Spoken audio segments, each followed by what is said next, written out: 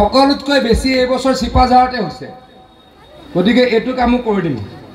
এইটো sluice gate পূৰ্ণ এইটো স্লুইচ গেটৰ কথা কৈছে ঠিক আছে এইটো মই চাই দিম চিফ ইঞ্জিনিয়াৰ ডাঙৰীয়া এইটো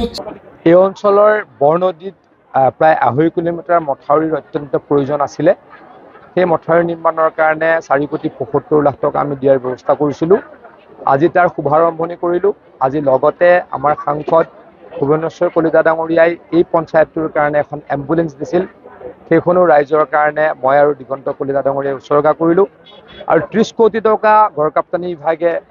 এইবেলি আমাৰ কমলপুৰ সমষ্টিৰ বিভিন্ন ৰাস্তা বনাবৰ কাৰণে দিয়াৰ ব্যৱস্থা কৰিছিল তাৰে কেইটামান ৰাস্তাৰো আজি আমি কামৰ শুভাৰম্ভণি কৰিলোঁ ইয়াৰ লগত ইয়াৰ ৰাইজে দাবী কৰিলে ইয়াত এখন 0.5 কিলোমিটাৰ দীঘল গাৰ্ডৱাল লাগে যাৰ ফলত এই অঞ্চলত বানপানী একেবাৰে নাইকিয়া হ'ব সেই দলংখন এই গাৰ্ডৱালখনো অতি সোনকালে কৰি দিম বুলি ৰাইজক প্ৰতিশ্ৰুতি দি গ'লো গতিকে কিমান হয় নাজানো কিন্তু প্ৰায় 70% শেষ কৰিম বুলি মই আশা ৰাখিছোঁ বাকী অসম বিশেষকৈ আমি উন্মুক্ত মথাউৰি থাকিল নেকি উন্মুক্ত মথাউৰি অলপ আছে আমি এইবেলি প্ৰায় 250 কিলোমিটাৰ মথাউৰি বনাইছোঁ আৰু উন্মুক্ত মথাউৰি য'ত মথাউৰি বনাব পাৰি অসমত 300 কিলোমিটাৰমান আছে অতি সোনকালে সেইখিনি আমি কৰিম মুঠতে বানপানী এতিয়া প্ৰায় 70%লৈকে নাইকিয়া কৰিছোঁ অনাগত ভৱিষ্যতত হিমন্ত বিশ্ব শৰ্মা ডাঙৰীয়াৰ নেতৃত্বত প্ৰায় 100%ই বানপানী নাইকিয়া কৰিবলৈকে সক্ষম